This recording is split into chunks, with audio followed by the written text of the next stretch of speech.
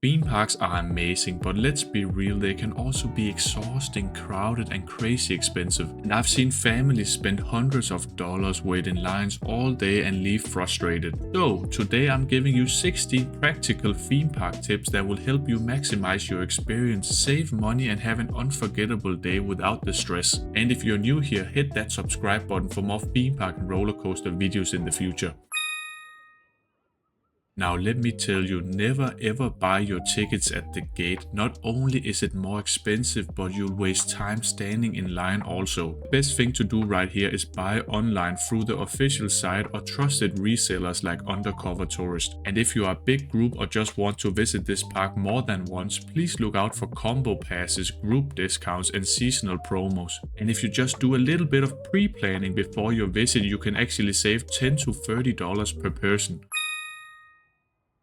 And now this one is really a game changer for many reasons. The different theme park apps can give you a large variety in terms of different yet helpful tools, but beware, some apps are better than other ones. And many of these different park apps can actually give you real-time wait times, which is very important for your trip. And if it's the first time you're visiting this theme park, you don't really know the layout of this park, and some of these apps offer this GPS where you can see the park map, and that's really helpful. And on many of these park apps you can see ride closures or refurbishments, and sometimes a few rides can be closed for maintenance. And a big one is mobile food ordering. This is a great way to escape the physical lines. And most people are going to be ordering food from 11:30 a.m. to 3 p.m. at different theme parks, and those are just the busiest times to get food around the park, so beware. And if you want to skip this chaos, eat early or late. Instead, eat at 10:45 a.m. or wait until 3 p.m. You have shorter lines, quicker service, and better seating. And there are also virtual queues in some parks, and this is a great idea to avoid the exhausting physical line. But just remember to keep this app open during your visit. You will make smarter decisions all day long.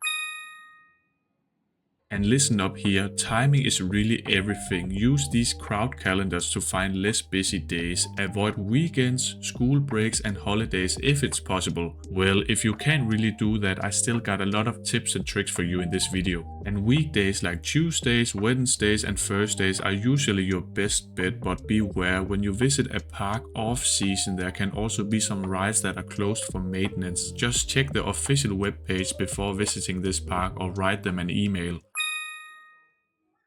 Now it's time to get real. Remember to arrive early before official opening time of the park. If it's Disney or Universal parks, get there 30 to 45 minutes before opening. And this is called rope drop, so why should you do that? You will get on the biggest rides with minimal wait times. Most people roll in late morning, so you can easily knock out 3 to 4 headliners before the lines get pretty long. Unfortunately, it's a bit harder on the Disney or Universal parks because the guests on the on-site hotels could get a 1-hour advantage before the park opens to other visitors.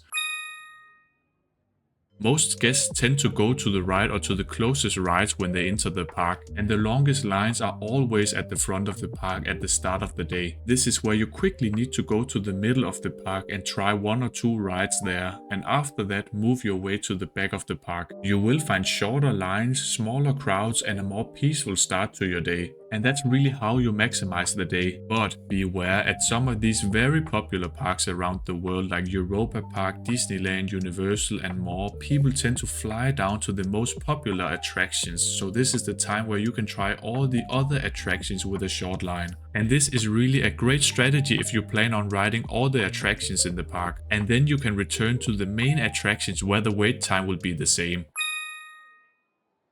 And this one is a big money saving tip. And while theme parks and amusement parks are overall getting a bit stricter, but most of these still allow sealed snacks, foods, and refillable water bottles. You will save a ton right here. Seriously, a water bottle can cost $5 somewhere. And well, just bring protein bars, fruit, trail mix, easy, non-messy stuff. I often mix a couple of sandwiches together also so I can survive the day. And remember, it's very important to stay hydrated and full. And that's because without enough water or food, you can easily get very dizzy on some of these rides.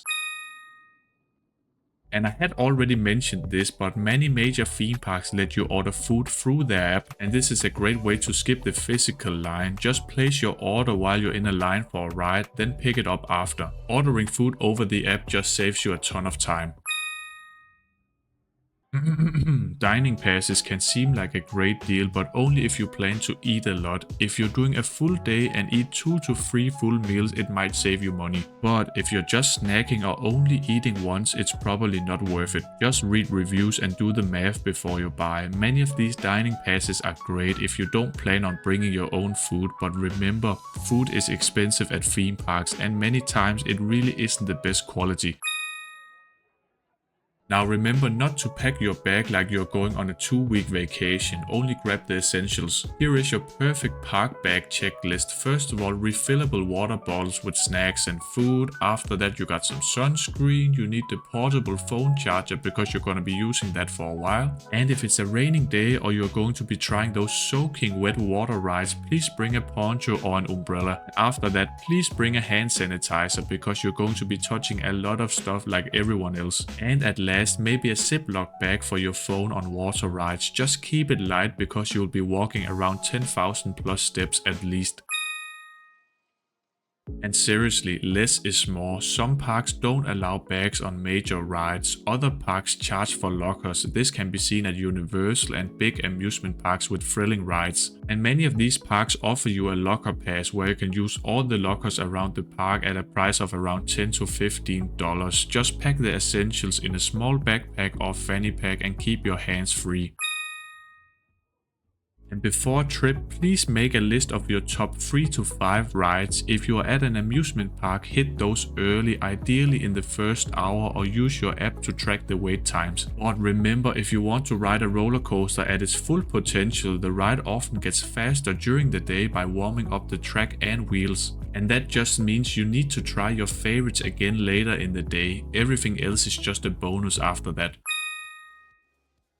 If your group doesn't mind splitting up, single rider lines are a massive time saver. You'll get seated faster and often skip long standby queues. And this strategy is perfect for older kids, teens or adults who are there for the thrill. Many of the single rider lines I have used are at least twice as fast as a regular line. The single rider line doesn't move that fast because they only take one person from this line if there is a seat open, but remember, many people come in groups of 3, 5 and 7, so don't worry. The only negative thing about this line is actually that it could skip a very well themed and immersive queue line with pre-shows. Now take this advice only if money is not a problem for you. These different skip the line passes cost extra and it's a lot, but if you only want to skip the lines once or twice on some of these main attractions, they can also be a great investment. You can use them to skip those 90 to 2 hour-minute waits, but just make sure to read the rules. Some passes only cover specific rides.